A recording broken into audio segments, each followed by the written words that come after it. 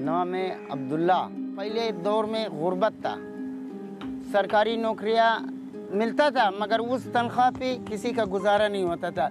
अभी मेरा वालिद साहब खोले का काम करता था, किसी और का अगर सरकारी मुलाजिम था वो अपना बच्ची को ले जाके चप्पल वाले के पास बिठाता था कि उस्ताद ये काम भी सीखेगा, आवारा गर्दी भी नहीं करेगा, यहाँ सेफ है इसका।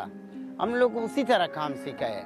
फिर वो सीख के 2-4 और शागिर्द बनाया, उसने सीख के 2-4 और बनाए। इस तरह ये फैल गया हमारे कौम के अंदर।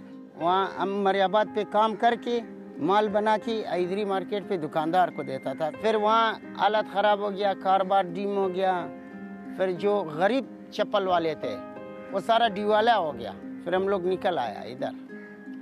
अच्छा है ये कराची शहर, बड़ा शहर है, मंदिर भी है, मस्जिद भी है, चर्च भी है, इमाम बारगाह भी है, मगर हम लोग सारा भाईबंदी पे रह रहे।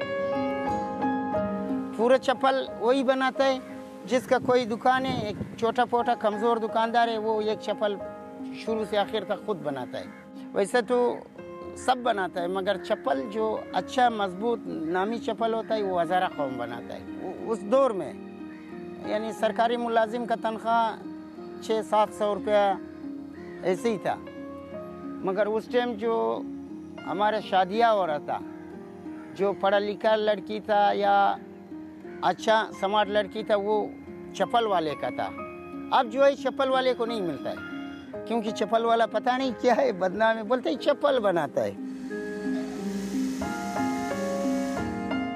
हमारा 3 जवान बैठा है, उनको हम बोल रहे कि आओ अभी हम बूढ़ा हो गया, ये दुकान संभालो, ये अच्छा है तुम्हारा बाप का। बोलता ही नहीं, बोलता ये काम नहीं करेंगे। अभी हमारे बच्चे बुर्का बनाता है, बाकी ये काम आने वाला नस्ल को ये काम मुश्किल है मिले।